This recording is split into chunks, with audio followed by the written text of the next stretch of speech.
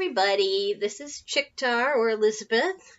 This is Talk to Me Tuesday for April 9th, 2019. And this is Otis, the cat that photobombed my video last week. He is our oldest cat. I live with my husband and we don't have any kids, so we have 3 cats. This is the oldest one. He's my buddy. He hangs out with me an awful lot. And he has this weird habit of drooling a lot.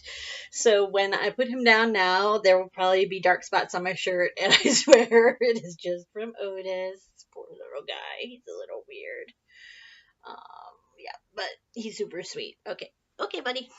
Thanks for saying hi.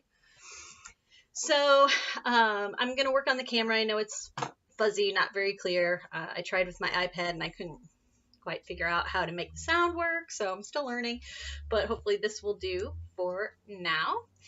Thanks everybody so much. See? See, I don't know if you guys see that? That's the Otis drill. So thanks again everybody for being so welcoming and leaving comments on my video, and it definitely made me feel welcome and very excited, so thanks.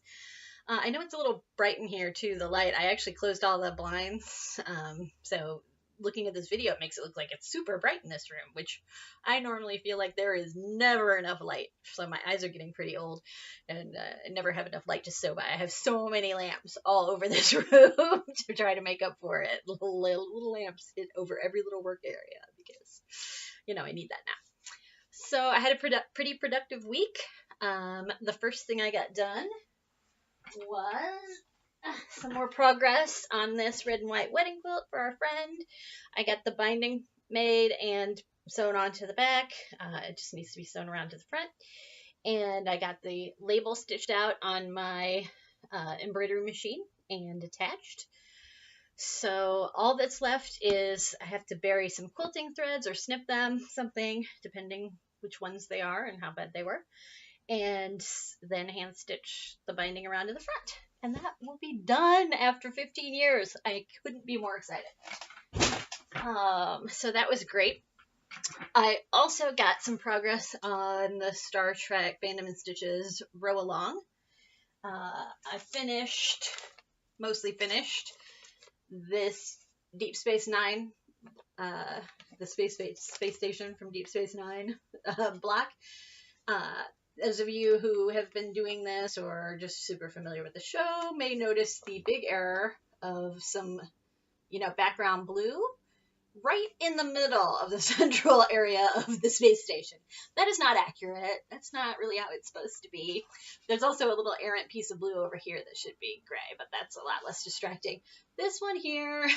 So this is definitely the error I have made the most with paper piecing, at least these sort of more complex patterns, and my error is always in the early stage of translating onto the paper pattern my color choices and writing them in there. I seem to often get a couple pieces wrong, a couple of sections marked wrong. So I'm pretty sure that's all that went wrong here, and I don't really realize it's wrong until I try to put it all together and realize what it should look like. So on this one, I probably will applique gray, one of the gray colors on top, just, sort of right on top of the wrong color here. It's just important enough that I do want to fix. It will make a difference to how this black looks overall. And but I don't really want to take it all apart. Putting it together is the hardest step for me. Other than obviously where I made the error picking the colors, but still it's a lot of work done. I'm pretty excited by how it looks overall. I just can't believe how good these patterns are, and the creators who make them seem amazing to me. So this one's Jennifer, I believe, this week. The Deep Space Nine ones I've been working on. So thank you, Jennifer. They're amazing. I love them. I also finished one of the little small Bajoran vessels. This is the Bajoran assault vessel, and there's a little Bajoran raider too that I have almost ready. It just has to be stitched together. The pieces are stitched. They just need to be put together. So that will finish out my Deep Space Nine row. That's row 3. So that will be half of the book pieces done. There are 6 rows, so the quilt along technically is sort of over on Fandom and Stitches, but I'm not done. I'm gonna keep going, however long it takes. I'm just very excited by how they're coming together. So, and then I thought I also finished this week a little bit of work on the bookshelf quilt I've been making for myself for a couple of years, and thought I would share a little bit about that. Here are some, I'll just show you a couple of the blocks that I already had made a couple years ago when I finished some bookshelf quilts for other people. Some of the girls that I did give bookshelf quilts to are in my book club with me, and for many of our favorite books, we all share them as favorite books. So I was able to make for all of us, a title that says Little Women. So I just did 4 at the same time. And so I did have a few blocks that were done because of that process. And so here's one of them. And I guess these don't read properly without me doing something to the video, so you probably can't tell what the titles are. Maybe someday I'll figure that out, but I'm probably not going to worry about it for this week. And here's one I had done. It has going to have a little flower pot on it. That's just really simple raw edge applique there. And similarly, there's of course got to be a cat on my bookshelf. So there's a little very simple outline of a cat with a couple of books next to him. And here's a little like horizontal stack of books. Was one of the ones I had done. So I have made, I think about 4 other blocks sitting over there that have been done for a couple of years. This year, when I drug it back out, or maybe slightly before the actual turn of the calendar year, when I pulled it back out, I finalized my list of books and I started embroidering the titles. So this week I finished the last few titles I had left. Again, I guess since this isn't reading, I don't think it's going to be reading the right way for you guys.